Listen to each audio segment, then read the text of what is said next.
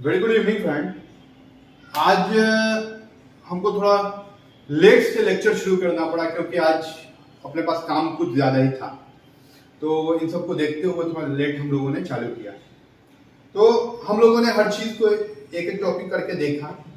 तो जनरली क्या है कि साइट पे जो हमारे रोल्स और रिस्पॉन्सिबिलिटीज़ हैं उनको भी समझना बहुत ज़रूरी है कि एक साइट इंजीनियर का रोल एंड रिस्पॉन्सिबिलिटीज़ क्या है और एक प्रोजेक्ट मैनेजर का रोल एंड रिस्पॉन्सिबिलिटीज क्या है।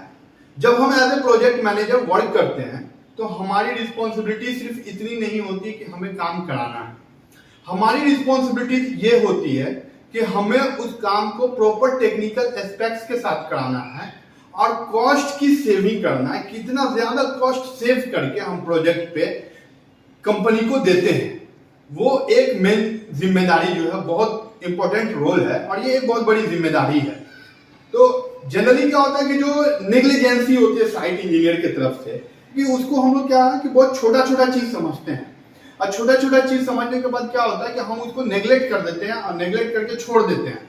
तो हम आज उन चीजों को देखेंगे कि एक कोई भी चीज हमें नेग्लेक्ट उस लेवल तक करना है जिस लेवल से टेक्निकल एस्पेक्ट्स पे फर्क नहीं पड़ता हो, और दूसरा चीज ये है कि उससे कॉस्ट पे कोई फर्क तो नहीं पड़ रहा, प्रोजेक्ट के कॉस्ट पे कोई फर्क नहीं पड़ रहा। अगर इन दो चीजों पे अगर फर्क पड़ रहा है तो हम 100% उन चीजों को किसी भी कीमत पे नेग्लेक्ट नहीं करेंगे, चाहे आपको कोई कितना कुछ भी बोले।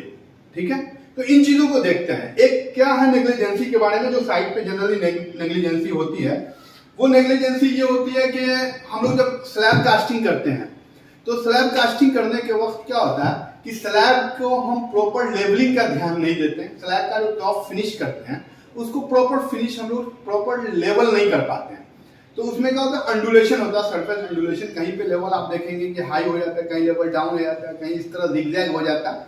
तो ये चीज का क्या फर्क पड़ता है अपने प्रोजेक्ट पे, उस चीज को देखते हैं, उस चीज को समझते हैं, ताकि इससे क्या है कि एज ए साइट इंजीनियर आपको भी पता हो जाए कि इसको नेग्लेक्ट हम नहीं कर सकते, ये नेग्लेक्ट के लायक चीज नहीं है किसी भी कीमत पे।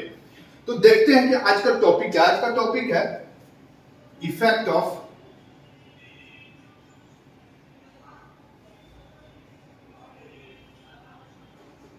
Undulation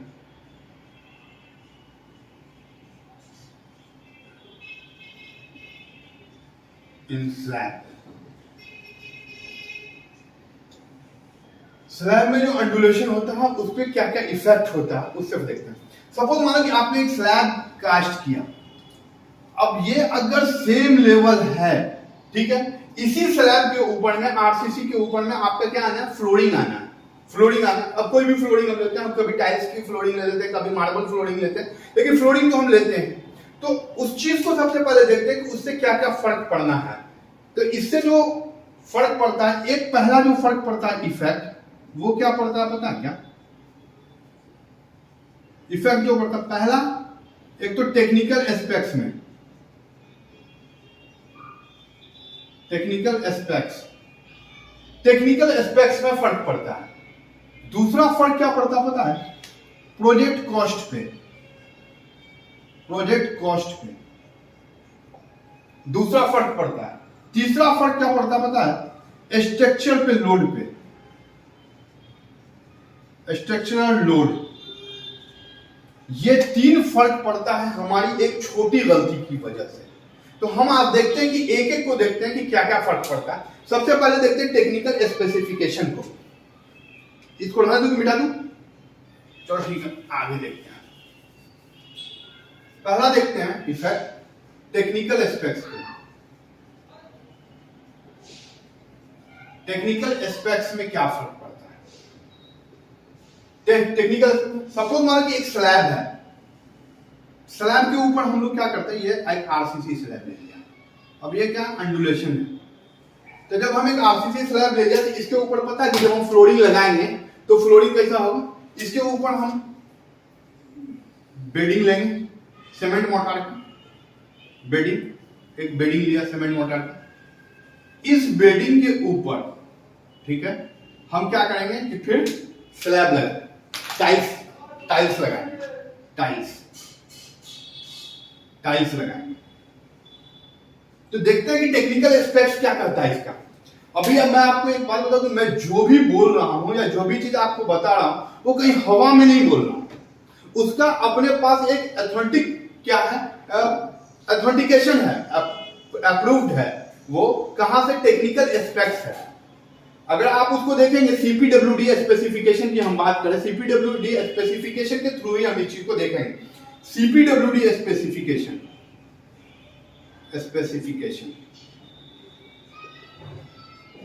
CPW specification volume 1 page number 469 and clause number 11.19.3.1 से लेके 11.19.3.3 तक ये आपको दिया गया है। इसके टेक्निकल एस्पेक्ट्स के बारे में ही दिया गया है, तो ये तो मैं आपको रेफरेंस दे दिया। अब टेक्निकल एस्पेक्ट्स क्या दिया गया है उस चीज को देखते हैं। उसमें क्या कहा कि जो स्लैब के ऊपर हम सीमेंट बेडिंग करते हैं ना, बेडिंग, वो सीमेंट मोटार का जो बेडिंग करता है उसका रेशियो होता है, बेडिंग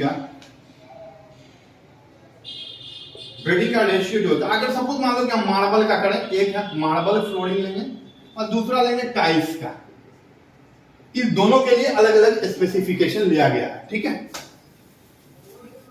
तो मार्बल के लिए अगर हम बेडिंग लेंगे ना तो कितना आएगा, मिनिमम आएगा 12 mm और मैक्सिमम आएगा 20 mm थिकनेस, बेडिंग का थिकनेस, ठीक है।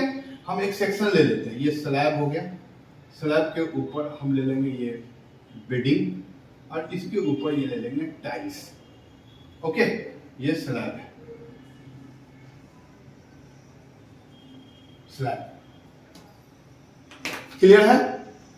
ये हम आपको दिखा देते हैं, ये बिल्डिंग सीमेंट मोटार का, ठीक है। और ये हो गया टाइल्स, पूरा टाइल्स, और ये है आरसीसी स्लैब। तो मिनिमम देख लिया, मैक्सिमम। लेकिन ये टाइल्स फ्लोरिंग के केस में क्या होता है, जब टाइल्स फ्लोरिंग लगाते हैं तो ये रहेगा आपको मिनिमम 10 mm, ये मिनिमम 10 रहेगा 10 mm और मैक्सिमम रहेगा 20 mm। अब आप देखिए कि अगर स्लैब आपका अंडुलेशन है इस तरीके से, अगर आपका स्लैब है तो जब आप स्लैब पे फ्लोरिंग करने चलेंगे तो आप एफएफएल मार्क करेंगे। अब एफएफएल आप कहां से मार्क करेंगे कि टॉप जो इसका सबसे हाईएस्ट पॉइंट होगा इस पे हमारा कम से कम 12 mm का बीडिंग आना चाहिए, तो ये लेवल हम मार्क करेंगे 12 mm लेके। अब आप सोचो कि अगर आपका स्लैब में अंडुलेशन अगर है ज्यादा तो ये थिकनेस आपका कितना, अभी जनरली बहुत सारे साइट पे हम देखते हैं कि 75 mm तक फ्लोरिंग का थिकनेस होता है। 75 mm टू 80 mm तक फ्लोरिंग का थिकनेस जाता है। तो जब 75 mm से 80 mm तक फ्लोरिंग का थिकनेस जाता है तो अब आप देखिए कि यहाँ पे ये टेक्निकल एस्पेक्ट्स में आपका फेल हो गया, क्योंकि टेक्निकल एस्पेक्ट्स क्या बोलता है कि मैक्सिमम जो बेडिंग चाहिए 20 mm चाहिए और मिनिमम कितना चाहिए 12 mm चाहिए। तो हमने 12 तो मिनिमम लिया, लेकिन मैक्सिमम कितना ले लिया, मैक्सिमम 70 ले लिया, 80 mm तक हम लोग पहुंच गए फ्लोरिंग के थिकनेस पे। तो जब हम 70 टू 80 mm तक जब हम पहुंच गए तब आप सोचिए कि वो क्या हो गया, वो एक हॉलो हो गया। उसका थिकनेस ज्यादा बढ़ने की वजह से क्या होगा, जनरली आप जो देखते होंगे फ्लैट के अंदर, कभी कभी हम लोग अपने घर में भी महसूस करते हैं, जब आप उसको टैपिंग करेंगे ना, टैपिंग, तो क्या होगा कि हॉलो साउंड आता है। तो वो हॉलो साउंड जो आता है ना, वो मैक्सिमम थिकनेस होने की वजह से ही हॉलो साउंड आता है। एक दूसरा क्या होता है कि जब थिकनेस ज्यादा होगा ना तो टाइल्स क्या होगा, या चाहे मार्बल फ्लोरिंग हो जाए या टाइल्स हो जाए, वो बाद में क्या होता है निकल जाएगा। वो क्या होगा, बाद में छोड़ देगा, निकल जाएगा।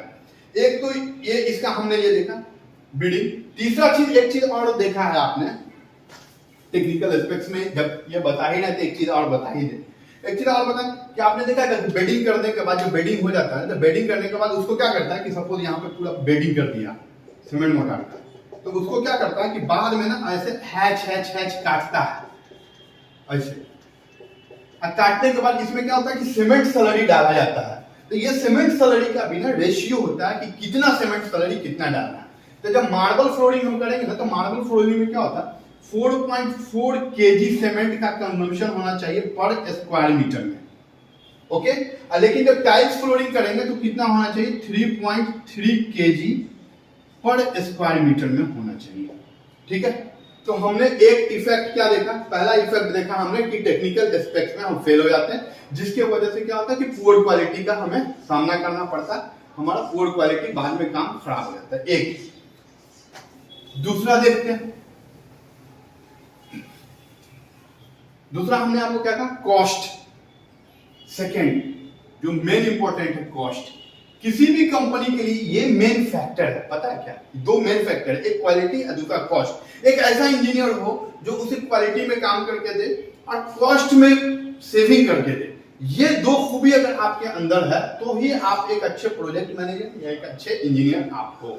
तो कॉस्ट का क्या फर्क पड़ता है, देखो सपोज माना कि अगर 5000 स्क्वायर फुट का अगर स्लैब है, स्क्वायर फुट का स्लैब है, मैक्सिमम थिकनेस अगर हम पकड़ते हैं 20 mm, तो इसमें जो सीमेंट मोटार का वॉल्यूम जाएगा वो कितना जाएगा, आप देखो 5000 बोले तो 5 इसको मल्टीप्लाई करेंगे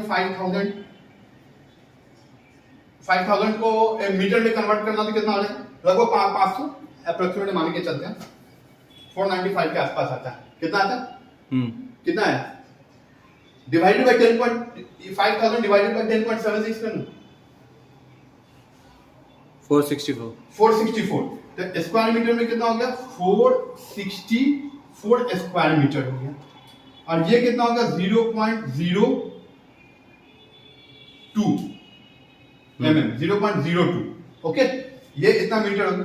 तो अगर हम इसमें वॉल्यूम देखेंगे कि कितना सीमेंट मोटार जाएगा वॉल्यूम, तो कितना आ जाएगा 464 इंटू 0.02, कितना हो गया,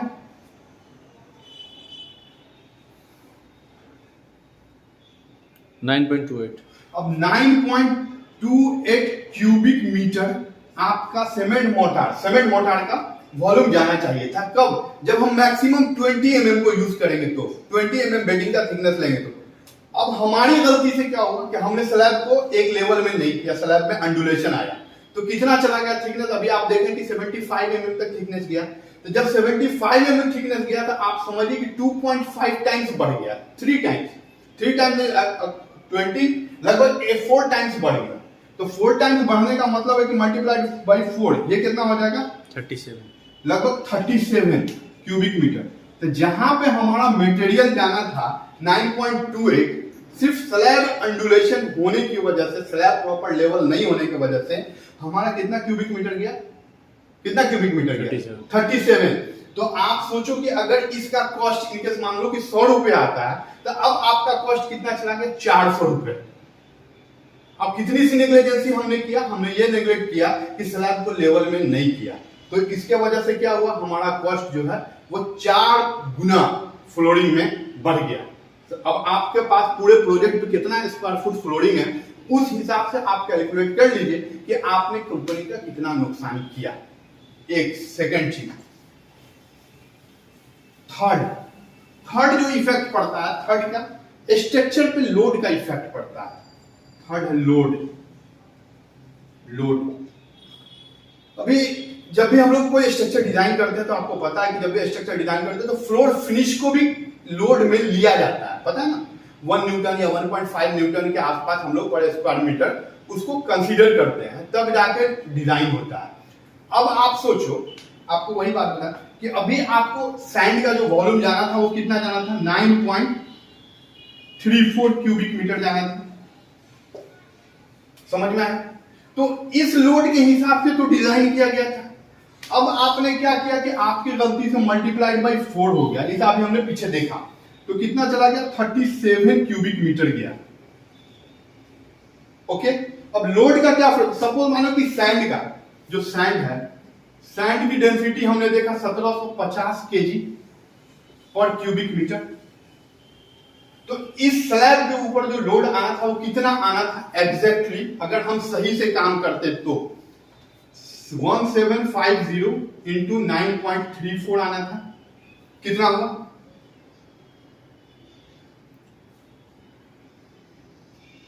16,345, 16345 kg इतना लोड आना चाहिए था पूरे स्लैब पे। अगर हम काम सही से करते तो प्रॉपर, अगर स्लैब का सिर्फ लेवल अगर हम सिर्फ सही से करवा लेते तो इतना लोड आना चाहिए था। अब क्या हुआ, चूंकि हमने गलती की तो अब ये लोड कितना हो गया, मल्टीप्लाइड बाय 4 कितना हो गया 65,000। अब देखिए आप 380 kg। अब आप सोचो कि कोई भी स्ट्रक्चर जो बना है वो इस लोड को के हिसाब से बना, और हमारी छोटी सी गलती की वजह से लोड कितना 4 गुना उस स्ट्रक्चर के ऊपर बढ़ गया। तो ये चीज हमें बहुत इंपॉर्टेंट है, ये चीज हमें ध्यान रखने की चीज है। ये कोई बताता नहीं है और नहीं कोई किताब में आपको मिलेगा, नहीं कोई सिविल इंजीनियरिंग में इसे कहीं को सिखाया गया। ये हमें खुद समझना है और खुद इस चीजों को ध्यान रखना है। तो हमारी एक गलती का कितना बड़ा इफेक्ट है ये आप समझ सकते हैं। अगर इसमें आपको कुछ पूछना है तो आप पूछ सकते हैं। Any more question please? No. तो आगे से हम ध्यान रखेंगे कि हम उन्हीं चीजों को छोड़े, कॉन्ट्रैक्टर की जब चेकिंग के लिए हम जाते हैं कोई भी चीज के लिए, तो हम उन्हीं चीजों को छोड़े जितना छोड़ने लायक है। लेकिन अगर कुछ हम ज्यादा नेग्लेक्ट कर रहे हैं तो उसका वो एक बार देख लें कि उसका इफेक्ट क्या क्या पड़ने वाला है और क्या क्या इफेक्ट पड़ता है। ठीक है, तो हम आगे इन चीजों का ध्यान रखेंगे कि हम कोई भी नेग्लिजेंसी नहीं करेंगे। Okay, thank you.